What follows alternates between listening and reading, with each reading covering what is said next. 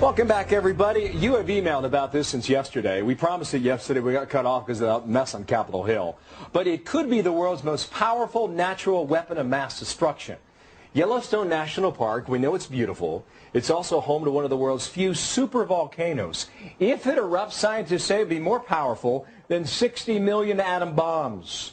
It could wipe out up to 60% of human life on Earth. Oh, it gets better, including the entire U.S. continental United States. Here's the catch, though. There have been 500 small earthquakes in Yellowstone since the 26th of December.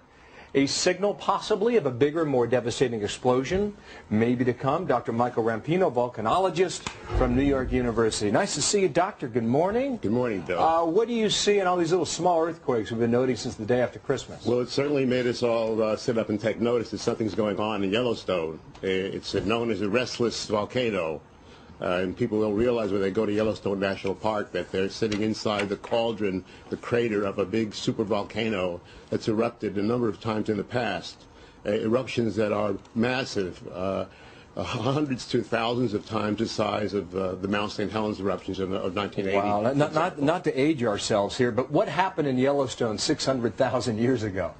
Well, the whole park would have been, area would have been devastated. There were eruption magma coming out of the volcano, ash being blasted up into the atmosphere, devastation out to tens of miles or more from the volcano itself, and hundreds of miles of ash fallout, a blizzard of volcanic ash falling out over the central United States, the breadbasket of the United States. So you might expect that agriculture, if this thing happens again, that agriculture in the United States would be in serious trouble. Now, Doctor, is this realistic? Are we just scaring people out there? I mean, because people are writing in there thinking we're talking about Armageddon here. Well, the probability of it happening in any particular year is very small, but we know it's happened in the past, and Yellowstone tends to go off in these large supervolcanic eruptions. And they've gone off about once every 600,000 years. The last one was 600,000 years ago.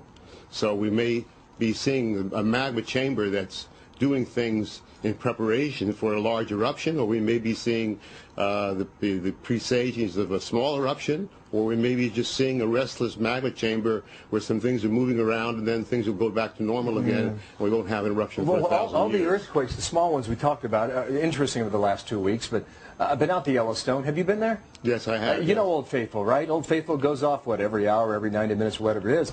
But Old Faithful is not so reliable anymore because the amount of steam that builds up under the earth builds up to a certain level, then off goes the geyser. Right. But apparently the Old Faithful is not more reliable anymore because there's less steam filling up this area, which means she doesn't go off at the same time every day. Now, is that a suggestion that what's happening below the Earth's surface is actually not building up as much as many would think? And perhaps there's, well, maybe the pressure underneath the Earth is subsiding now.